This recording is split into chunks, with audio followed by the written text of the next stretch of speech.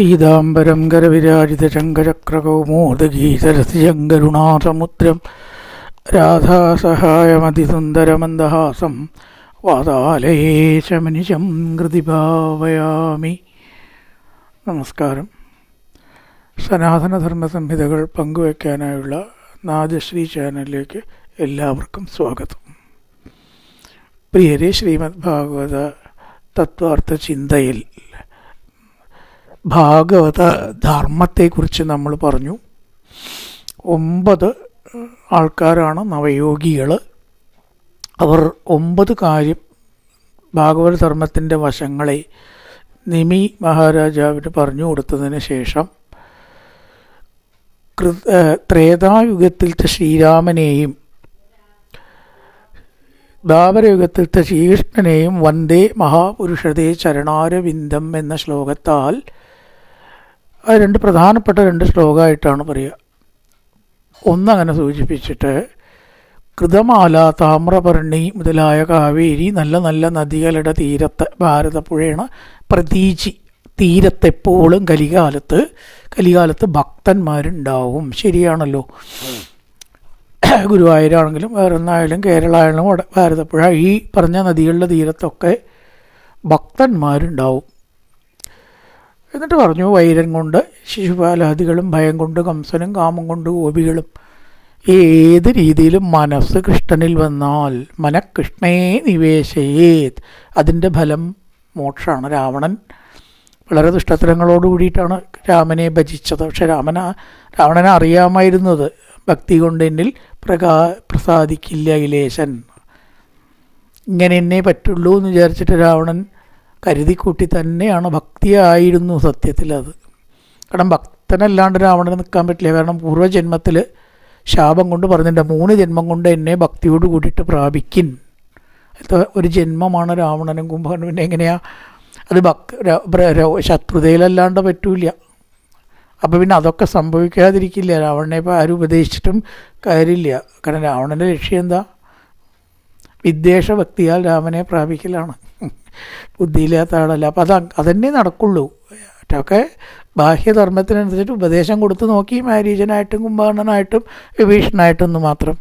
ഇപ്പം എന്തായാലും ഈ പുണ്യമായിട്ടുള്ള ഭാഗവത ധർമ്മ ഇതിഹാസങ്ങൾ കേട്ട് ജയന്തിയുടെ മക്കളാണ് നവയോഗികളെന്ന് പറഞ്ഞല്ലോ. അവരിൽ നിന്ന് കേട്ട് നിമി മഹാരാജാവ് സംശയത്തിന് വിച്ഛേദം വന്നവനായി. സംശയങ്ങളൊക്കെ തീർന്നു എന്നും പറഞ്ഞു. ഇങ്ങനെ ഇരിക്കുമ്പോഴാണ് ഭഗവാൻ തൻ്റെ ലീലകളുടെ അവസാന ഘട്ടത്തിലേക്ക് കടക്കുകയാണ്. ലീലകളൊക്കെ കഴിഞ്ഞിരിക്കണം. ഈ ശരീരം ഇവിടുന്ന് ഉപേക്ഷിക്കണം. ഇപ്പോൾ ഭഗവാനായാലും അതിനൊരു അപവാദമല്ല. ഭഗവാൻ അതിൽ നിന്ന് ഒഴിച്ചു നിർത്തപ്പെട്ടിട്ടില്ല. പ്രപഞ്ച നിയമമാണ്. ശരീരം എടുത്തിട്ടുണ്ടോ ഇവിടുന്ന് പോകണം. മാനുഫാക്ചറിങ് ഡേറ്റ് ഉണ്ടോ, എക്സ്പയറി ഡേറ്റ് ഉണ്ട്. അപ്പോൾ അതിവിടെ അവസാനിച്ച് കഴിഞ്ഞാൽ പിന്നെ ഇവിടെ നിൽക്കാൻ പറ്റില്ല. ഏകദേശം ഒരു 125 കൊല്ലമായി ഭഗവാന്റെ ആയുസ് എന്നാണ്. അത്രത്തോളം ഭഗവാൻ ഭൂമിയിലുണ്ട്. ഇപ്പം തന്നെ 25 കൊല്ലം അധികമായി. ഇവിടെ ഇരിക്കുന്നതിന് അർത്ഥമുണ്ടോ? അപ്പോൾ അതിനുള്ള കാരണം ഉണ്ടാക്കണം. അപ്പം എന്ത് ചെയ്തു? ദേവന്മാർ അത് ഓർമ്മിപ്പിക്കുകയാണ്. ദേവന്മാർ, നാരദൻ, ബ്രഹ്മാവ്, അതൊക്കെ അവതാര കാര്യങ്ങളെക്കുറിച്ച് ഓരോരോ അവതാരത്തിൽ ഭഗവാനെ ഓർമ്മിപ്പിക്കുക അവരുടെ ഒരു കടമയാണ്. അതല്ലെങ്കിൽ ഭഗവാൻ അറിയാഞ്ഞിട്ടല്ല, ഇവരുടെ ഒരു കടമ അത്രയേ ഉള്ളൂ. അതവർ ചെയ്യാറുണ്ട്. ഇന്ദ്രൻ മറ്റ് ദേവന്മാരെല്ലാവരും ചേർന്ന് ഭഗവാനെ ഒന്ന് അങ്ങോട്ട് സ്തുതിക്കുകയാണ്.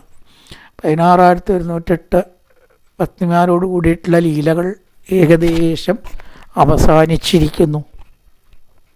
ആ ഘട്ടത്തിലാണ് ഇവരുടെ ഈ സ്തുതി. എന്താണ് അവർ സ്തുതിച്ചത്?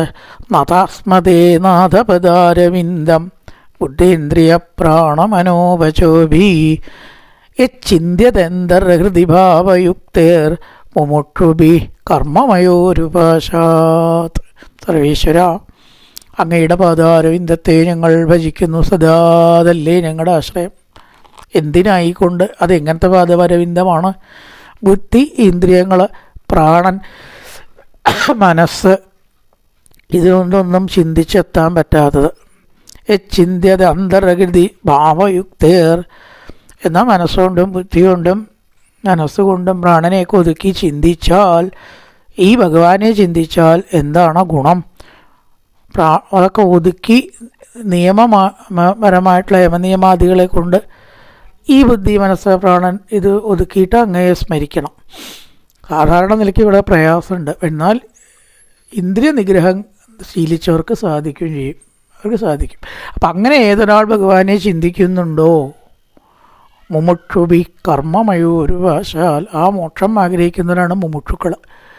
ശരീര ബന്ധനത്തിൽ നിന്ന് മോചനം ആഗ്രഹിക്കുന്നവർ സർവ കർമ്മപാശത്തിൽ നിന്നും രക്ഷപ്പെടുക എന്ന് പറഞ്ഞാൽ ഒരു ചെറിയ സംഗതിയല്ല. അപ്പം അതിൻ്റെയൊക്കെ ആ ഒരു പ്രാധാന്യം മനസ്സിലാക്കി ഒരു കേസ്തുതിയുടെയൊക്കെ ഒരു അന്തർഗതം നമുക്ക് മനസ്സിലാക്കാൻ പറ്റും. ഇപ്പോൾ നമ്മളെ പിടിച്ച എവിടെയെങ്കിലും ഇട്ടു നമുക്ക് ഇഷ്ടമുണ്ടാവും. ബന്ധനം കാഞ്ചനക്കൂട്ടിലാണെങ്കിലും ബന്ധനം തന്നെ വരില്ലേ. അതൊക്കെ ചെറിയ ഒരു വരിയാണെങ്കിലൊക്കെ വലിയ കാര്യങ്ങളുണ്ട്. ഈ ബന്ധനം എന്ന് പറയുന്നത് സ്വർണ്ണക്കൂട്ടിലാണെങ്കിലും ആരും ഇഷ്ടപ്പെടില്ല. സ്വർണ്ണക്കൂട്ടിലാണെങ്കിലും പിന്നെ അല്ലാത്ത കൂടിൻ്റെ കാര്യം പറയാട്ടോ. അപ്പം ആർക്കും തന്നെ ഇഷ്ടമല്ലാത്തൊരു സംഗതിയാണ് ബന്ധനം. രസം എന്താ വെച്ചാൽ അങ്ങനെ ഒരു ബന്ധനത്തിലാണ് നമ്മൾ പലപ്പോഴും അകപ്പെടുന്നത് എന്ന് മനസ്സിലാക്കണില്ല. അത് മായയുടെ ശക്തിയാണത്. ഈ പ്രപഞ്ചം നടക്കുള്ളൂ അതിനു വേണ്ടിയത്. സത്യത്തിൽ എത്ര വലിയ ബന്ധനങ്ങളാണ് ഓരോരുത്തർക്കുള്ളത്. ഭാര്യ, കുട്ടി, വീട്, അത് ഇത്, സമൂഹം ഇല്ലേ. ചില ആൾക്കാർ പലതിൻ്റെയും പ്രസിഡൻ്റ് ആവും, സെക്രട്ടറി ആവും, ഡയറക്ടറാവും. ഇതൊക്കെ ബന്ധങ്ങളാണ്. ഇതെല്ലാം ബന്ധങ്ങളാണ് സത്യത്തിൽ. ഓരോ കയറ് കുടുങ്ങുമ്പോഴും നമുക്ക് പ്രശ്നമാണ്. അപ്പോൾ അത് എൻ്റെ മുമ്പേ കുടുങ്ങിയിരിക്കും. പിന്നെ മനസ്സിലായിട്ട് കാര്യമില്ലല്ലോ, ഊഴാൻ പറ്റാത്ത അവസ്ഥയാവുകയാണ്. അപ്പോൾ അതുകൊണ്ട് എങ്ങനെയാണ് എന്ന് മോചനം കിട്ടുക? ഇതൊക്കെ ഉണ്ടാക്കാൻ പറ്റില്ല. പ്രപഞ്ചത്തിൽ ജീവിക്കുമ്പോൾ ഇതൊക്കെ വേണം. പക്ഷേ അത് മനസ്സ് ബന്ധമില്ലാത്ത വിധത്തിൽ ചെയ്യാൻ വേണ്ടി സർവേശ്വരനായ ഭഗവാനെ നല്ലപോലെ ഉപാസിക്കണം. ഒക്കെ കർമ്മങ്ങൾ വിട്ട് എവിടെയെങ്കിലും പോകണമെന്നല്ല പറഞ്ഞത്. മുമുക്ഷുഭി കർമ്മമയൂരു പാശാത്. കർമ്മാവാം, കുഴപ്പമില്ല, അത് പാശാവി മാറാണ്ടിരുന്നാൽ മതി. അതെന്തുകൊണ്ടേ സാധിക്കുള്ളൂ? ഭഗവാന്റെ ശക്തമായിട്ടുള്ള നിരന്തരമായ ഉപാസന കൊണ്ട് സ്വായത്തമാക്കിയിട്ടുള്ളൊരു മനസ്സുള്ളവർക്ക് ഏത് കർമ്മവും ചെയ്യുകയും ചെയ്യാം, അതിൽ ബന്ധപ്പെടാതെ നിൽക്കാനും പറ്റും. അവനെ ഒന്നും ദുഃഖിപ്പിക്കണില്ല, ഒരു കാര്യം ദുഃഖിക്കില്ല. ലാഭമോ നഷ്ടമോ, ചിലപ്പോൾ ജയിക്കും, ചിലപ്പോൾ പരാജയപ്പെടും, അതും ഉണ്ടാവും. പരാജയപ്പെട്ടാൽ മാറത്തടിച്ച് കരയുക, നല്ലത് വരുന്ന സമയത്ത് ഇതൊന്നും ആത്മഭാവം ഉള്ള ഒരാളൊക്കെ ഇല്ല. അതിനാണ് ഈ ജനകന് ഇത്ര പ്രാധാന്യം കൊടുത്തത്. രാജർഷിയാണ് ജനകൻ. സർവ്വവിധ ഭരണകാര്യങ്ങൾ ചെയ്തിട്ടും അദ്ദേഹത്തിന് ബന്ധം ഉണ്ടായില്ല. അതാണ് രാജർഷി എന്ന് പറഞ്ഞ ആ പദം. കുറേശ്ശെ രാജർഷിത്വം എല്ലാവർക്കും വേണം എന്നാണ്. രാജാവിൻ്റെ പ്രവൃത്തിയും ഋഷിയുടെ പ്രവൃത്തിയും പരസ്പര വിരുദ്ധമാണ്. ഒന്ന് കർമ്മമാണ്, ഒന്ന് നിവൃത്തിയാണ്. പക്ഷേ ഇത് രണ്ടും യോജിപ്പിക്കാൻ പദ്ധതിയുണ്ട്. അത് എല്ലാവരും ശീലിച്ചാൽ ഈ ലോകത്തിൽ അനവധി ആൾക്കാർക്ക് ദുഃഖത്തിൽ നിന്ന് മോചനം ഉണ്ടാവും. ഇവിടെ അതാണ് പ്രാർത്ഥനയുടെയൊക്കെ അടക്കം. മുമുക്ഷുഭി കർമ്മമയൂരു പാശാത്. കർമ്മം ചെയ്തിട്ടും ബന്ധം ഉണ്ടാവരുത്, കർമ്മം ചെയ്യാതെയും വയ്യ. അങ്ങനെയുള്ളവർക്ക് സർവേശ്വര എന്താണ് മാർഗം? അങ്ങയുടെ പാദപത്മം തന്നെ എന്നങ്ങനെ പറഞ്ഞു. ത്വമായ ത്രിഗുണയ ആത്മനി ദുർവിഭാവ്യം വ്യക്തം സൃജത്തപതിലുംബസി തദ്ഗുണസ്ഥ. അങ്ങക്ക് അതിനൊക്കെയുള്ള ശക്തി ഉണ്ടോന്നാണെങ്കിൽ ലോകത്തിൻ്റെ സൃഷ്ടിസ്ഥിതി ഗന്ധാര കർമ്മങ്ങൾ മായയായിട്ട് ചെയ്തു തീർക്കണു, കളിയായിട്ട്, ഒരു പ്രയാസവും അത് ലീലയായിട്ട്. അപ്പം എന്താ അത് കാരണം? ഈ ലോകത്തെ നശിപ്പിക്കാൻ അപ്പം നമുക്ക് സാധിക്കില്ലേ? അതിലേക്ക് ഒരു ബോംബിട്ടാൽ മതി. പക്ഷേ സൃഷ്ടിക്കാൻ പറ്റുമോ? അതേപോലൊരു ലോകത്തെ സൃഷ്ടിക്കാൻ കഴിയുമെങ്കിൽ ശാസ്ത്രം എവിടെയൊക്കെ എത്തി നമുക്ക് സമ്മതിക്കാമായിരുന്നു. പക്ഷെ നിവൃത്തിയില്ല. ഒരു ആറ്റം ബോംബ് കൊണ്ടോ 2 or 4 ആറ്റം ബോംബ് കൊണ്ടോ വേണമെങ്കിൽ ലോകത്തെ മുഴുവൻ ഭസ്മമാക്കാം. പക്ഷേ അത് സൃഷ്ടിക്കാൻ പറ്റുമോ?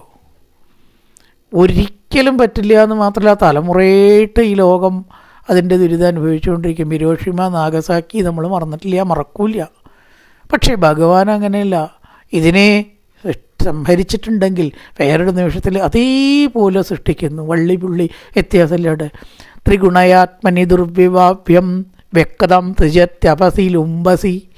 രക്ഷിക്കണുണ്ട്, സൃഷ്ടിക്കണുണ്ട്, നശിപ്പിക്കണുണ്ട്. ഭഗവാന്റെ കർമ്മം എന്ന് പറഞ്ഞാൽ നമുക്കൊന്ന് ചിന്തിക്കാൻ പോലും പറ്റില്ല. അതുകൊണ്ട് സർവേശ്വര ഇവിടെ പറയുകയാണ്, ഏതൊരാൾ വിദ്യ അധ്യയനം വേദാധ്യയനം മുതലായിട്ടുള്ളത് കൊണ്ടൊക്കെ അങ്ങയെ തേടുന്നുവോ സശ്രദ്ധയാ ശ്രവണസംഭൃതയാ യഥാസ്യ അവർ ക്രമേണ അങ്ങയോടടുത്ത് അങ്ങയുടെ ഭാവത്തെ പ്രാപിക്കുന്നു. പറയണ സ്യാന്നസ്തവങ്ക്രി അശുഭാശയധൂമകേതു ക്ഷേമായയോ മുനിവിരാർദ്രകൃതോക്യമാന. ഈ ഭഗവാന്റെ പാദപത്മങ്ങൾ മനസ്സിൽ ധ്യാനിച്ചാൽ എല്ലാ അശുഭങ്ങളും ഇല്ലാണ്ടാവും. അശുഭാശയത്തിന് ധൂമകേതുവാണ്. ധൂമകേതു അതിന് ശത്രു എന്നുള്ള അർത്ഥത്തിലാണ് ധൂമകേതു എന്ന് പറയുന്നത്. ശത്രുവാണ്. അശുഭാശയം ഉള്ളത് എവിടെ ഉണ്ടാവില്ല? ഭഗവത് പാദ ചിന്ത ചെയ്യുന്നിടത്ത് ഉണ്ടാവില്ല. അതുകൊണ്ട് സത്വബുദ്ധി ഉള്ളതായിട്ടുള്ള മഹർഷിമാർ സദാ ചിന്തിച്ച ആനന്ദവും ശാന്തിയും അനുഭവിക്കുന്ന അതിനുതകുന്നതാണ് സർവേശ്വര അവിടുത്തെ മനോഹരമായിട്ടുള്ള ദിവ്യമായിട്ടുള്ള മംഗളമായിട്ടുള്ള പാദ പത്മങ്ങൾ. ഇനി ഒന്നങ്ങനെ ധ്യാനിക്കാൻ രാവിലെ കഴിയാന്ന് വെച്ചാൽ തന്നെ അന്നത്തെ ദിവസം മുഴുവൻ ശുഭാവും അല്ലേ? അപ്പം അത്രയും യച്ചിന്തതേ പ്രേതപാണിഭിരദ്വരഗ്നോതയ്യാം നിരുക്തവിധിനേശകവിഗൃഹീത്വാം അധ്യാത്മയോഗ ഉദയോഗവിരാത്മമായാം ജിജ്ഞാസുഭി പരമഭാഗവതേ പരീഷ്ടാം. ഈ ലോകത്തിൽ മായയും തള്ളി ജ്ഞാനത്തിലേക്ക് എത്തണം എന്ന് കരുതി അധ്യാത്മയോഗം അനുഷ്ഠിക്കുന്നവർക്കും പരമഭാഗവതന്മാർക്കും സദാ ചിന്ത്യമാണ് ആ പാദപത്മങ്ങൾ. വേറൊരു കാര്യം അവർക്ക് ചിന്തിക്കാനൊന്നുമില്ല. കാരണം അത് നമ്മുടെ മനസ്സിൽ ഉറപ്പിച്ച ബാക്കിയൊക്കെ നടന്നോളും. അല്ലെങ്കിൽ ഇപ്പോൾ ഒക്കെ അപ്പം നമ്മുടെ വരച്ച വരയിലാണ്. അപ്പം ഈശ്വരനിൽ നമ്മൾ അർപ്പിച്ച് കഴിയുമ്പോൾ ഒരു വിഷമവും അത്തരത്തിലുള്ള പരമഭാഗവതന്മാർക്ക് ജിജ്ഞാസുക്കൾക്കും ഉണ്ടാവില്ല. അതൊക്കെ ഇങ്ങനെ പൊക്കോളും. അതിനൊക്കെ ഒരു ഒഴുക്കുണ്ട് എന്നൊരു സമാധാനത്തിലാണ് അവരിയ്ക്കുക. ഒന്നിനെക്കുറിച്ചും പരിഭ്രമില്ല. അതുകൊണ്ട് സർവേശ്വര പിന്നെ പറയുകയാണ് അശുഭാശയ ധൂമകേതു എന്നൊന്നും കൂടി പറഞ്ഞു. ഇനി ഇവിടെ സ്വർഗായ സാധുഷു കലേഷിതരായ ഭൂമൻ. ഇനിയിപ്പോൾ ഈശ്വരവിശ്വാസം ഇപ്പോൾ എനിക്ക് അതൊന്നും വേണ്ട, ഞാനതൊന്നും അല്ല എന്നും പറഞ്ഞ് തോന്നിയത് കാട്ടി നടക്കണോ? ഒരേ വെറുതെ വിടുമോ ഭഗവാൻ? ഒരിക്കലും ഇല്ല. അവർക്കവിടെ കരുതി വെച്ചിട്ടുണ്ട് ആ ടിക്കറ്റ് കൊണ്ട് നരകത്തിലേക്ക് പോവാൻ. വേണ്ടാത്തത് ചെയ്യുന്തോറും ആ ടിക്കറ്റ് ബുക്ക് ചെയ്യപ്പെടും. ഓട്ടോമാറ്റിക് കമ്പ്യൂട്ടറാണ്. ബുക്ക് ചെയ്യേണ്ടെന്നർത്ഥം അത് അവിടെ ബുക്കഡ് ആയിക്കോളും. എങ്ങനെയായാൽ ദുഷ്കർമ്മങ്ങൾ ചെയ്യുന്നവർക്ക് നല്ല കർമ്മങ്ങൾ സ്വർഗായ സാധുഷു സ്വർഗത്തിലേക്കുള്ള ടിക്കറ്റും അതേപോലെ തന്നെ റിസർവ് ചെയ്യപ്പെടും. സൽക്കർമ്മങ്ങൾ അനുഷ്ഠിക്കുന്നവർക്ക് സ്വർഗായ സാധുഷു കലേഷു ദുഷ്ടന്മാർക്ക് ഇതരായ ദുഷ്ടന്മാർക്ക് നരകം. ഇതരെന്ന് പറഞ്ഞാൽ സ്വർഗമല്ലാത്തത് മറ്റേതാ നരകം.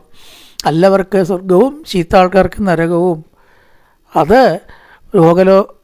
പരലോകത്ത് കൽപ്പിക്കപ്പെട്ടതായ ചില ലോകങ്ങളാണ് എന്ന് മാത്രം വിചാരിക്കണ്ട. കഥാപ്രതിപാദനത്തിൽ അല്ലെങ്കിൽ അങ്ങനെയൊക്കെ ആവുമ്പോൾ അത് അങ്ങനെയാവും.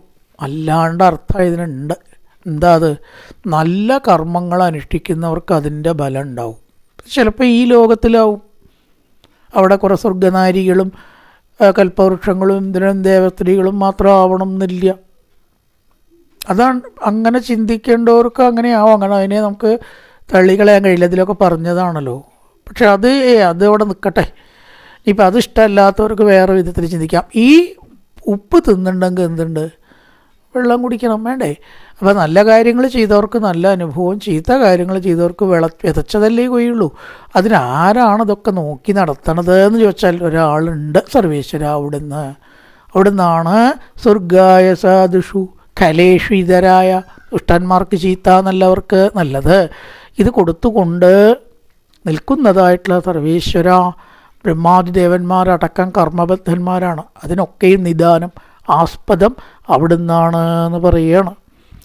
ഈ അസ്യാസി ഹേതുരുദയസ്ഥിതി, ഇതിനൊക്കെ ഹേതു ഉണ്ടാവാനും നിലനിൽക്കാനും നശിക്കാനും സർവേശ്വര അങ്ങ് തന്നെയാണ് എന്ന് പിന്നെയും കുറേ ശ്ലോകങ്ങളെ കൊണ്ട് സ്തുതിച്ചു പറയണം. സ്മായാബലോകലവത് ചിതഭാവകാരി ഭൂമണ്ഡല പ്രഹിതസൗരത മന്ത്രശൗണ്ടൈ. ഭഗവാൻ ഗീതോപദേശത്തിലും ദ്വോപദേശത്തിലും പല ദിക്കിലും ഉപദേശിച്ചു എന്നുണ്ടെങ്കിൽ ഉപദേശം മാത്രമല്ല, താനത് പ്രാവർത്തികമാക്കിയിട്ടുണ്ട്. പ്രവൃത്തികളെല്ലാം ചെയ്യണം. അതേ സമയത്ത് മനസ്സ് അതിൽ ബന്ധപ്പെടാനും പാടില്ല. ഇത് ഭഗവാൻ ചെയ്തിട്ടുണ്ടോ എന്ന് ചോദിച്ചാൽ എന്താ ചെയ്യാണ്ടേ? മായാവലോകലവദർശിത 16,000 പത്നിസ്തു ഷോഡശ സഹസ്രമനംഗബാണൈർ. ഒരു പത്നിയെ വെച്ചിട്ടുള്ള ഗൃഹസ്ഥാശ്രമം കൊണ്ട് ബുദ്ധിമുട്ടുക എന്ന് നിങ്ങൾ ആവലാതി പറയണു. ഞാൻ നോക്കൂ, 16,108 പത്നിമാരോട് കൂടിയിട്ടാണ് ഇത് അനുഷ്ഠിച്ച് കാണിച്ചു കൊടുത്തത്. എന്തിനാ അത്? വേണമെങ്കിൽ ചക്കവേരിലും കായ്ക്കും എന്ന തത്വം ലോകത്തെ പഠിപ്പിക്കാൻ. ഇത്രയും പത്നിമാരും 10 പുത്രന്മാരോടും കൂടി ബന്ധമില്ലാത്ത ഗൃഹസ്ഥാശ്രമം അത് ഈശ്വരനാവുകൊണ്ടാണെന്ന് പറയാം. അതിലത്തെ 16,100/1 നമുക്കുള്ളൂ. അപ്പം അതിനെന്തിനാണ് ഇത്രയൊക്കെ പ്രശ്നം ഉണ്ടാക്കണത്? ആ ഭഗവാനിൽ മനസ്സുറപ്പിച്ചിട്ട് അങ്ങോട്ട് നീങ്ങിയാൽ ഒരു ഗൃഹസ്ഥാശ്രമമൊക്കെ ചെയ്തിട്ടുണ്ടോ കുചേലൻ? ഉത്തരം പറയേണ്ട ഇവിടെ ഉദാഹരണം വസിഷ്ഠാദി മഹർഷിമാർ ഇവരൊക്കെ ഗൃഹസ്ഥാശ്രമമുള്ളവരാണോ? അന്വേഷിച്ചവരല്ല. എന്നിട്ട് അവർക്ക് എത്ര സുഖമായിട്ട് അവർ ദാരിദ്ര്യം അനുഭവിച്ചു. അതാ രസം. സുഖമായിട്ട് സമൃദ്ധിയല്ല അനുഭവിച്ച, ദാരിദ്ര്യം അനുഭവിച്ച. ആ ദാരിദ്ര്യത്തിലും സുഖം കണ്ടെത്തിയിട്ട് അതിനെ നുകരാൻ സാധിച്ചു. സുധാമാവിൻ്റെ ഏറ്റവും വലിയ വിജയം അറിവുള്ളവർ പറയുക കൃഷ്ണനെ ഭരിച്ചിട്ട് അവസാനം ധനം നേടിയെന്നല്ല. അത് ഒരു പ്രത്യേക സമയത്ത് മാത്രം കിട്ടിയ കാര്യമാണ്. അതിന് മുമ്പത്തെ കാര്യത്തെ ചിന്തിക്കണ്ടേ? ഇത്ര വർഷങ്ങൾ ദാരിദ്ര്യം അനുഭവിച്ചു. പരാതി പറഞ്ഞോ? പത്നി പറഞ്ഞോ? പത്നിയോട് പറഞ്ഞോ? പത്നി ഇങ്ങോട്ട് പറഞ്ഞോ? ഇല്ലല്ലോ. അപ്പോൾ എത്ര വലിയ ദാരിദ്ര്യം ഏറ്റവും വലിയ ദുഃഖമാണെന്നാണ് സ്വതവേക്കെ പറയുക. അപ്പം അങ്ങനത്തെ ദാരിദ്ര്യ ദുഃഖം അനുഭവിച്ചിട്ടുള്ള സുധാമാവ് ഭഗവാന്റെ കാര്യം വിടൂ. എത്ര സുഖമായിട്ടാണ്. എങ്ങനെയത്? ഭഗവത് സ്മരണ കൊണ്ട്. ഇത്തരം ഒന്നേ ഉള്ളൂ, ഭഗവത് സ്മരണ കൊണ്ട്. ആ ഭഗവത് സ്മരണ ഇല്ലെങ്കിൽ ഒരിക്കലും അവർക്ക് അങ്ങനെ ജീവിക്കാൻ പറ്റില്ല. ഈ ദാരിദ്ര്യം ആത്മഹത്യ ചെയ്യും അവർ, ഇല്ലേ? വയ്ക്കാൻ അരിയില്ലാണ്ട് വേറെ അവിടെ ചോദിക്കേണ്ടി വരിക. ആലോചിച്ച് നോക്കൂ. അപ്പം ഏത് ഘട്ടത്തെയും തരണം ചെയ്യാൻ, പരിഹരിക്കാണ്ടേയും തരണം ചെയ്യേണ്ടി വരും. പരിഹരിച്ചിട്ടല്ല തരണം ചെയ്ത്. ദാരിദ്ര്യം ഒരു ഘട്ടത്തിൽ തീർന്നിട്ടില്ലേ അവർക്ക്, അതും വെച്ച് അവർ ജീവിച്ചു, ഇല്ലേ? അപ്പം അങ്ങനെയുള്ള പല കാര്യങ്ങളും കർമ്മബന്ധത്തിൽ നിന്നും ദുഃഖത്തിൽ നിന്നും മുക്തി നൽകാനുള്ള ഒറ്റമൂലികയാണ് ഭഗവത് ഭജനം എന്നൊക്കെ പറഞ്ഞിട്ടാണ് അവർ സ്തുതിച്ചത്. ഈ ബ്രഹ്മാവിൻ്റെ ഒരു പ്രത്യേകം പറയാണ്, ഭൂമേർ ഭാരാവതാരായ പുരാവിജ്ഞാപിത പ്രഭു. ഭൂമി ഭാരത്തെ തീർക്കാൻ വേണ്ടിയിട്ട് അവതരിച്ചതായിട്ടുള്ള അങ്ങ് എന്താണപ്പോൾ മനോഹരമായിട്ടുള്ള ഗൃഹസ്ഥാശ്രമവും മറ്റു ധർമ്മങ്ങളൊക്കെ അനുഷ്ഠിച്ചു. എന്നിട്ടോ ഇപ്പോൾ കുറേ 125 കൊല്ലമായിട്ട് അങ്ങയുടെ ആയുസ് ഈ മനോഹരമായ ലീലകൾ പറയുക, കേൾക്കുക, അതൊക്കെ ചെയ്യുന്നവർക്ക് സർവ്വവിധത്തിലുള്ള ദുഃഖവും ഇല്ലാണ്ടാവും. ഇത് വംശേ അവതീർണസ്യ ഭവത പുരുഷോത്തമാ ശരച്ഛതം വ്യതീയായ 25 വിഭോ. 25 കൊല്ലം അധികമായി. ഇപ്പം തന്നെ 125 കൊല്ലം ഒരാൾ ജീവിക്കില്ലല്ലോ. സാധാരണ നിലയ്ക്ക് 100 കൊല്ലമേ ജീവിക്കുള്ളൂ. അതുകൊണ്ട് ഇനിയും ഇവിടെ തുടരുന്നത് ഉചിതമല്ല. നാതുനാതേ കിലാധാരദേവകാര്യാവശേഷിതം കുലഞ്ച വിപ്രശാപേന നട്ടപ്രായമഭൂതിതം. ബ്രാഹ്മണശാപുണ്ടായി കഴിഞ്ഞിരിക്കണു. ആദ്യത്തെ അധ്യായത്തിൽ പറഞ്ഞുല്ലോ, ഇരുമ്പൊലയ്ക്ക് പ്രസവിക്കും, അതുകൊണ്ട് നിങ്ങളുടെ കുലം നശിക്കുന്ന. അപ്പം ആ ശാപം ശരിയാവണ്ടേ? ബ്രാഹ്മണരുടെ ശാപം ബലിക്കണ്ടേ? ഞാനിത് അങ്ങേ ഓർമ്മിപ്പിച്ചു എന്ന് മാത്രമേ ഉള്ളൂ എന്ന് ബ്രഹ്മാവ് തൻ്റെ ആ ഒരു കർത്തവ്യം കഴിഞ്ഞു. ഭഗവാന്റെ മറുപടിയാണ് പിന്നെ, ബ്രഹ്മാവേ, ഞാൻ ഇവിടെ തന്നെ കൂടാനൊന്നും ഒരു കാലത്തും ഉദ്ദേശിച്ചിട്ടില്ല. ഇവിടെ വരുമ്പോൾ തന്നെ നേരത്തെ തീരുമാനം എടുത്തിട്ടുണ്ട്, ഇത്ര കാര്യങ്ങൾ ഇവിടെ കഴിയണം, എന്നെ ദിവസം എനിക്ക് ഇവിടുന്ന് പോകണം. അതുകൊണ്ടാണ് ബ്രാഹ്മണശാപം നേരത്തെ തന്നെ ഇവിടെ ഉണ്ടായത്. അതുകൊണ്ട് ഇതാ നാശഹേതുക്കൾ കണ്ടില്ലേ? പലതരത്തിലുള്ള ദുശ്ശഗുണങ്ങൾ, പക്ഷികളുടെ ശബ്ദം, കുറുക്കന്മാരുടെ ഓളിടല മുതലായ ദുശ്ശഗുണങ്ങളൊക്കെ എന്തിനെ സൂചിപ്പിക്കണോ? ഈ യദുകുലം നശിക്കാൻ പോവാണ്. യദുകുലം നശിച്ചാൽ ഞാനും അതിൻ്റെ കൂടെ ഇവിടെ ഉണ്ടാവില്ല. യാസ്യാമി ഭവനം ബ്രഹ്മൻ ഏതദന്തേതവാനക. എൻ്റെ ആ വൈകുണ്ഠത്തിലേക്ക് തീർച്ചയായിട്ടും എനിക്ക് തിരിച്ചു പോകാതെ പറ്റുമോ? ഇവിടെ തന്നെ ഇരിക്കാൻ പറ്റില്ലല്ലോ. അവതാര കാര്യങ്ങൾ ഏകദേശമൊക്കെ ആയി. ഇനി ഭൂമി ഭാരത്തെ എൻ്റെ വംശത്തെ നശിപ്പിച്ച് യഥാർത്ഥ സ്ഥാനത്തേക്ക് ഞാൻ പോവും. ഇതിങ്ങനെ കേട്ടതായിട്ട് സമയത്താണ് ആ ഭക്തൻ വെച്ചിട്ട് ഏറ്റവും ഉത്തമനായിരിക്കുന്ന ആ ഉദ്ധവൻ വന്നിട്ട് ഭഗവാനെ നമസ്കരിച്ചു. ദേവദേവേശ യോഗേശ പുണ്യശ്രവണകീർത്തനാസംവൃത്തേതൽ കുലം നൂനം ലോകം സന്ധ്യക്ഷതേ ഭവാൻ സർവേശ്വര. മനോഹരമായിട്ടുള്ള സ്വരൂപത്തെ എടുത്ത് എല്ലാവർക്കും അഭയമായി തീർന്ന് ഈ ലോകത്തിൽ ലീലകൾ അനുഷ്ഠിച്ചതായിട്ടുള്ള അങ്ങ് സ്വസ്ഥാനത്തെ ഗമിക്കാൻ പോവുകയാണ് എന്നുള്ളവൻ മനസ്സിലാക്കണം. ഉള്ളവൻ അറിഞ്ഞു എന്ന് പറയാണ്. ഈ ബ്രാഹ്മണശാപമല്ല, അതിൻ്റെ അപ്പുറത്തെ വിപ്രശാപം അങ്ങേക്ക് ഇല്ലാണ്ടാക്കാനൊക്കെ പറ്റും. അങ്ങേ ശപിക്കാൻ ആർക്കെങ്കിലും പറ്റുമോ ഈ ലോകത്തിൽ? കൃഷ്ണ, അതുകൊണ്ട് ഈ വിപ്രശാപം ഇല്ലാണ്ടാക്കിയിട്ട് ഇവിടെ തന്നെ നിൽക്കാനോ ദ്വാരകയെ നിലനിർത്താനോ അങ്ങേക്ക് കഴിയുകയൊക്കെ ചെയ്യും. പക്ഷേ അതിനങ്ങ് ആഗ്രഹിക്കണില്ല എന്ന് അടിയൻ മനസ്സിലാക്കണു. ഉണ്ടായതിനൊക്കെ നാശമുണ്ട് എന്നാണല്ലോ പറഞ്ഞത്. ഉള്ളതിനെ നാശമില്ലാണ്ടില്ല. ഉള്ളത് ഈശ്വരനാണ്. ഉള്ളതൊന്നും ഉണ്ടായതല്ല. ഉണ്ടായത് മാത്രമേ ഉണ്ടായതുള്ളൂ. ഉള്ളത് നശിക്കില്ല. ഉണ്ടായത് നശിക്കും. അത് വേണം എന്ന തത്വപ്രകാരമാണ് അങ്ങ് ഇപ്പോൾ പോകുന്നത്. നാഹം തവാംഗ്രികമലം ക്ഷണാർദ്ധമപി കേശവ തെത്തും സമുത്സഹേ നാഥ സ്വധാമനയമാമപി. അങ്ങയുടെ പാദപത്മത്തെക്കുറിച്ച് ഒരു നേരം പോലും വിട്ടു നിൽക്കാനായിട്ട് ഉള്ളവന് കഴിവില്ല. എനിക്കാകെ ആസ്പദതല്ലേ പറയുകയാണ്. എന്നെ കൂടി അങ്ങ് പോവുകയാണെച്ചാൽ കൊണ്ടുപോകോ? ശയ്യാസന ആടനസ്ഥാനസ്ഥാന ക്രീഡാസനാദിഷു. കിടപ്പ്, നടപ്പ്, ഒപ്പം ഭക്ഷണം കഴിക്കൽ, ഈ കുളി മുതലായിട്ടുള്ളതെല്ലാം അങ്ങയുടെ കൂടെ ഉണ്ടായിട്ടുള്ളൂ. അത്തരത്തിലൊരാൾ പിരിയുമ്പോൾ എങ്ങനെ അതൊരാൾക്ക് ഉൾക്കൊള്ളാൻ കഴിയുക? സാധാരണ നിലയ്ക്കാണെങ്കിൽ പോലും അത് നമുക്ക് ദുഃഖകരമാണ്. കുറേ സ്നേഹത്തോട് കൂടിയിട്ട് കഴിഞ്ഞാൽ പിരിയുമ്പോഴത്തെ ഒരു ദുഃഖം. ഇപ്പം നല്ല ടീമൊക്കെ വെച്ചാൽ 7 ദിവസം വായിക്കുമ്പോൾ തന്നെ നമുക്ക് സങ്കടം. അതാണ് കഴിഞ്ഞു പോയ ഈശ്വര, ഇനിയിപ്പോൾ പഴയ പ്രാരബ്ധത്തിലേക്ക് പോകണ്ടേ. അത് ഒരിച്ച ആൾക്കാരാവണം. കുനിട്ടോ കുശുമ്പോ അസൂയ പരദൂഷണോ ധനത്തിലുള്ള അത്യാർത്ഥിയൊന്നും ഇല്ലാത്ത നല്ലൊരു ടീമിനെ കിട്ടിച്ചാൽ 7 ദിവസം കഴിയുമ്പോൾ ഒരു സൗഹൃദം ഉണ്ടാവും അല്ലേ. അതാണ് കഴിയുമ്പോൾ വല്ലാത്ത വിഷമം ഉണ്ടാവും. അപ്പം അതുപോലെ ഇപ്പോൾ ഭഗവാനായാലത്തെ കഥയോ അത് തന്നെയാണ് ഉദ്ധവന് ഇവിടെ അനുഭവപ്പെട്ടത്. ഞാൻ എങ്ങനെയാണ് അങ്ങേ പിരിഞ്ഞിരിക്കുക, അതുകൊണ്ട് എന്നെ കൊണ്ടുപോകണം എന്നങ്ങനെ പറഞ്ഞു. അപ്പോൾ ഭഗവാൻ പറഞ്ഞു, അത് മാത്രം നടക്കില്ല ഉദ്ധവ. അങ്ങ് എൻ്റെ ഭക്തനാണ്, അങ്ങ് പറഞ്ഞതൊക്കെ ഞാൻ കേൾക്കും ചെയ്യും, എന്ത് വേണമെങ്കിലും സാധിപ്പിച്ചു തരാം. ഇത് മാത്രം എന്നോട് ചോദിക്കരുത്. കാരണം അങ്ങക്ക് വരാറായിട്ടില്ല. ആ സമയമായാൽ അത് തന്നെ ഉണ്ടാവും. അപ്പോൾ അങ്ങ് എന്നോട് പറയേണ്ട ആവശ്യമൊന്നുമില്ല. അങ്ങ് എന്നിൽ ചേരാനോ എന്താ വെച്ചൊക്കെ ആവാം. പക്ഷെ ഇപ്പം ആയിട്ടില്ല. അതുകൊണ്ട് എന്ത് ചെയ്യണം?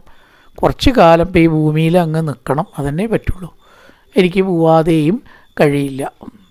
പിന്നെ എന്താ വേണ്ടത് വെച്ചാൽ ഒരു കാര്യം അങ്ങ് ഓർത്താൽ മതി. ദുഃഖം ഇല്ലാണ്ടാവും. ഞാൻ പോണ ദുഃഖമൊക്കെ ഇഷ്ടംപോലെ ഇല്ലാണ്ടാവും. ഈ കയ്യും കാലും ഓടക്കുഴലും മഞ്ഞപ്പട്ടുമാണ് ഞാൻ എന്ന അമിതമായ ധാരണ, അത് ധരിച്ചെന്നെ ഭജിക്കുക, കാണുക, സ്നേഹിക്കുക ചെയ്തോളൂ, തെറ്റല്ല. പക്ഷേ അത് മാത്രമാണ് ഞാൻ എന്ന് കരുതരുത്. അത് നമുക്കൊക്കെ ഒരു പാഠമാണ്. കാരണം ഞാൻ എന്ന് പറഞ്ഞാൽ ആത്മാവ് തന്നെയാണ്. അതിന് അംശമൊന്നുണ്ടോ? എടുക്കപ്പെട്ട ഈ വേഷം എനിക്ക് ഉപേക്ഷിക്കാതെ പറ്റുമോ?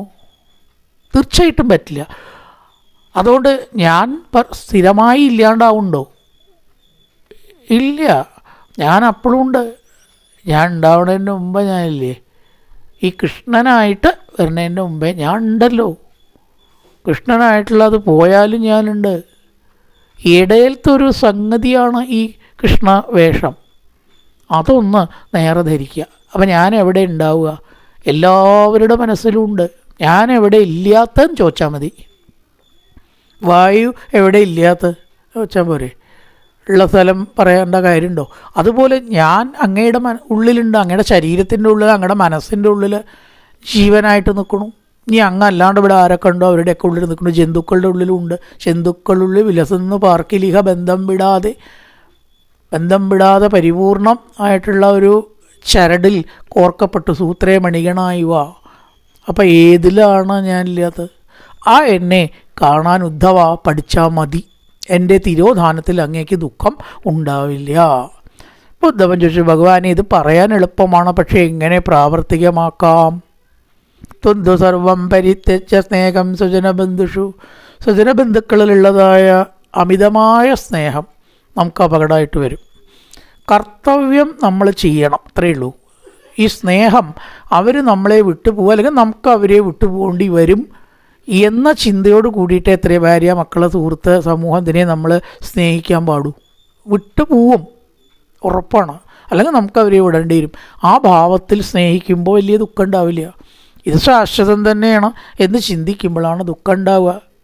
സ്വജന ബന്ധുക്കളിലുള്ളതായ സ്നേഹം കാരണം ദുഃഖം പറ്റിയിട്ടുള്ള മാടപ്രാവിൻ്റെ കഥ ഇനി വരുന്നുണ്ട്. അടുത്ത് തന്നെ പറയാൻ പോണു. ആ പ്രാവ് കുട്ടി മരിച്ചിട്ട് വലയിൽ ചാടി മരിച്ച കഥയാണ്. അങ്ങനെ ആണോ നമ്മൾ ചെയ്യേണ്ടത്? പക്ഷികളെ പോലെ കുട്ടി മരിച്ചു, വേറൊന്നായി, നഷ്ടപ്പെട്ടു, ധനം എന്ന് പറഞ്ഞ് ആത്മഹത്യയിലേക്ക് വീഴേണ്ടവരാണോ വിശേഷ ബുദ്ധിയുള്ള മനുഷ്യർ? അത് ഉദ്ധവ മനസ്സിലാക്കുക. അപ്പോൾ ഉദ്ധവൻ ചോദിച്ചു, സർവേശ്വര അതൊന്ന് വിസ്തരിച്ച് പറഞ്ഞു തരണം. ഇങ്ങനെ പറഞ്ഞാൽ എനിക്ക് മനസ്സിലാവില്ല. സോഹം മമാകമിതി മൂഢമതിർ വിഗാഢ. ഞാൻ എന്നും എൻ്റെ എന്നും ഉള്ള സംഗതി ഈ ലോകത്തിൽ കുറച്ച് രൂഢമൂലമാണല്ലോ. അതെങ്ങനെ വിടാൻ കഴിയും സാധാരണക്കാർക്ക്? സാധാരണ ഒരു മനുഷ്യനെ സംബന്ധിച്ച് ഞാനെന്നും എൻ്റേതെന്നും എൻ്റെ കുട്ടി, അത് ജീവജാലങ്ങൾക്കുണ്ട്. സിംഹത്തിൻ്റെ കുട്ടി, പുലിയുടെ കുട്ടി, പൂച്ചയുടെ കുട്ടി, അതേപോലെ അല്ലെങ്കിൽ അതിലധികമല്ലേ മനുഷ്യനുണ്ടാവുക? ശരിക്കും ഒരു ചായലേക്കാൾ ഒരു പടി കൂടുതലാണ് ഉണ്ടാവുക മനുഷ്യനെ നോക്കുമ്പോൾ. എൻ്റെ കുട്ടി, എൻ്റെ മകൻ, അവനെ ഉപദ്രവിക്കാൻ പറയാൻ നീ ആരാണ് എന്നുള്ള ചോദ്യം ജീവികളിനേക്കാളും മനുഷ്യനല്ലേ വരിക. അപ്പോൾ ഇതെങ്ങനെ ഉണ്ടാക്കാണ്ടിരിക്കുക? തസ്മാത്മമന്ദമനവദ്യമനന്തപാരം സർവജ്ഞമീശ്വരമകുണ്ഡവികുണ്ഡതിഷ്ണ്യം. ഈ ലോകത്തിൽ പറഞ്ഞത് അതേപോലെ പടി അനുസരിക്കുന്നവർ വളരെ കുറവാണ് ഭഗവാനെ. പറയാൻ എല്ലാവരും കേമന്മാരാ. തൻ്റെ കാര്യം വരുമ്പോൾ അത് ഉപേക്ഷിക്കണവരാണ് പലരും. പക്ഷെ അങ്ങനെയല്ല. അങ്ങ് അനുഷ്ഠിച്ചിട്ടത് കാണിച്ചു കൊടുത്തിട്ടുണ്ട് ലോകത്തിൽ. 16,108 പത്നിമാരോട് കൂടിയുള്ള ഗ്രാഹസ്ഥ്യത്തിൽ ബന്ധമില്ലാതെ എങ്ങനെ കഴിയാം എന്ന് നാരദൻ കണ്ടു. അതിലൊക്കെ കയറി ഇറങ്ങിയിട്ട് അന്തം വിട്ടു നാരദൻ. അപ്പം അങ്ങ് അത് അനുഷ്ഠിച്ച് കാണിച്ചു കൊടുത്ത സ്ഥിതിക്ക് ഞാൻ അങ്ങേ തന്നെയാണ് ആ ജ്ഞാനത്തിനെ ആശ്രയിക്കുന്നത്. അങ്ങാണിത് പറയാനുള്ള ഏറ്റവും അർഹനായിട്ടുള്ള വക്താവ്. ഏത് ദേവന്മാരെക്കാൾ മുമ്പ് തന്നെയാണ് നല്ല വക്താവ് എന്ന നിലയ്ക്കുള്ള ആ ഒരു അങ്ങയുടെ പ്രകൃതം. അതുകൊണ്ട് സർവേശ്വര ഞാൻ അങ്ങയെ ആശ്രയിക്കുന്നു. നാരായണം നരസഖം ശരണം പ്രപത്തി. നരനാരായണന്മാരായിട്ട് ലോകത്തിൽ അവതരിച്ചതാണ് ശ്രീകൃഷ്ണാർജുനന്മാർ. കൃഷ്ണൻ നാരായണനും അർജുനൻ നരനുമാണ്. നരനാരായണം നരസഖം ശരണം പ്രപത്തി. അങ്ങനെയുള്ള അങ്ങയെ ഞാൻ ശരണം പ്രാപിക്കുന്നു എന്ന് പറഞ്ഞിട്ട് ഉദ്ധവൻ ആശ്രയിച്ചു, ഭഗവാനോട് അപേക്ഷിച്ചു. ജ്ഞാനം മനസ്സിൽ തരാൻ വേണ്ടിയിട്ട് എല്ലാറ്റിലുമുള്ള സംഘം ഇല്ലാതെ നിസ്സംഗമായിട്ട് സുഖമായിട്ട് ഇങ്ങനെ സഞ്ചരിക്കാൻ എന്താണ് മാർഗം? അപ്പോൾ ഭഗവാൻ പറഞ്ഞു, ഉദ്ധവ, നമ്മൾ തന്നെയാണ് നമുക്ക് ബന്ധു ശത്രു. ശത്രുസംഹാര പൂജയൊക്കെ ശരിക്കും മഹാബദ്ധത്തിലാണ് നമ്മളിപ്പോൾ എടുക്കണം. ദേഷ്യമുള്ള ആളെയൊക്കെ വകവരുത്താൻ എന്ത് വിഡ്ഢിത്താണത്? അതിനൊരു പൂജ ഇല്ല, ഇന്ന് വരെ കണ്ടുപിടിച്ചിട്ടില്ല. അതല്ല ശത്രുസംഹാരം. അറിവുള്ളവർ പറയണത് നമ്മൾ തന്നെയാണ് നമുക്ക് ശത്രു. ആ ശത്രുവിനെ ഇല്ലാണ്ടേക്കുക. നമ്മുടെ മനസ്സ് നമുക്ക് ശത്രു ആവാതിരുന്നാൽ മതി. അത് തന്നെയാണ് നമുക്ക് ബന്ധു. ആത്മേവക്യാത്മനോ ബന്ധുരാത്മേവ രിപുരാത്മന. അവനവൻ തന്നെ ശത്രു. അതാദ്യം ഇല്ലാണ്ടേക്കുക. നമ്മുടെ മനസ്സൊരിക്കലും നമുക്ക് ശത്രു ആവാണ്ടിരിക്കാനെങ്കിലും നമ്മൾ പഠിക്കണ്ടേ? അല്ലെങ്കിൽ പിന്നെ എന്ത് ശത്രുബാധയാണ് നമ്മൾ ഒഴിക്കാൻ പോണ്? അതിന് ഉതകുന്നതായിട്ടുള്ള ജ്ഞാനം എങ്ങനെയാണ്? ഈ ലോകത്തിൽ മുഴുവനെ ആത്മാവാണ് എന്ന് കാണുക. അതിന് 24 ഗുരുക്കന്മാരെ ഞാൻ അങ്ങേക്ക് പറഞ്ഞുതരാം. അത് എത്ര വേണമെച്ചാലും ആവാം, 240 2004 അവനവൻ്റെ ഇഷ്ടത്തിനനുസരിച്ചിട്ട്. ഇവിടെ 24 കേവലം ഉദാഹരണമാണ്. ഒരു മാഷിപ്പോൾ ഒരു കണക്ക് ചെയ്തു കൊടുത്താൽ അതേപോലെ സാമ്പിളിൽ കണക്ക് വന്നാൽ നമ്മൾ ചെയ്യണം. എടാ ആ ഒരു കണക്ക് മാത്രമല്ലല്ലോ ഉള്ളൂ. എന്ന പോലെ 24 എന്നൊരു ഉദാഹരണം മാത്രമാണ്. ആ ഗുരുക്കന്മാരിൽ നിന്ന് എന്തെന്ത് കാര്യങ്ങൾ പഠിച്ചു എന്ന് ഭഗവാൻ പറഞ്ഞു കൊടുക്കുകയാണ്. വളരെ പ്രധാനമായിട്ടുള്ള നല്ലൊരു വിഷയമാണ് ശ്രീമദ് ഭാഗവതത്തിൽ 24 ഗുരുക്കന്മാരും പുരഞ്ജനോപാഖ്യാനും. പലർക്കും വളരെ ഇഷ്ടപ്പെടുന്ന 2 ടോപ്പിക്കാണ്. എന്താ കാരണം വെച്ചാൽ ഈ 24 ഗുരുക്കന്മാരും നമ്മൾ പഠിക്കേണ്ട തത്വം പുരഞ്ജനോപാഖ്യാനും ഒരു പ്രത്യേക ദേവത പോലും ഇല്ല. കൃഷ്ണനെ പറ്റിയൊന്നുമല്ല അതിൽ പറയണത്, അങ്ങനെയൊന്നുമില്ല. അതിൽ ആത്മതത്വത്തെക്കുറിച്ച് ദേവിയെ ആയാലും ശിവനായാലും ഏത് ഇഷ്ടദേവതയായിട്ട് ഭജിക്കണവർക്ക് പറ്റിയ 2 ടോപ്പിക്ക് ഭാഗവതത്തിലുള്ളത് ഈ 2 ഉള്ളൂ. ഇതൊക്കെ കൃഷ്ണനെയാണ് പറയണത്. ഇത് കൃഷ്ണനുമല്ല വിഷ്ണുവല്ല ഇതിൽ പറയാൻ പോണത്. ഈ 2 ടോപ്പിക്കിൽ ആത്മതത്വമാണ്, ഏവർക്കും സ്വീകാര്യമാണ്. അത് വേറൊരു ഭാഗത്തിൽ കായേന വാചാ മനസേന്ദ്രിയർവാ ബുദ്ധ്യാത്മന വാ പ്രകൃതി സ്വഭാവാൻ കരോതി യദ്യസകലം പരസ്മൈ നാരായണായേതി സമർപ്പയാമി. ഓം പൂർണ്ണമദ പൂർണ്ണമിദം പൂർണ്ണാത് പൂർണ്ണമുദച്യത്തെ പൂർണ്ണസ്യ പൂർണ്ണമാദായ പൂർണ്ണമേവാവശിഷ്യത്തെ. ഓം ശാന്തി ശാന്തി ശാന്തി. ഹരി ഓം ശ്രീ ഗുരുഭ്യോ നമഃ. ഹരി ഓം.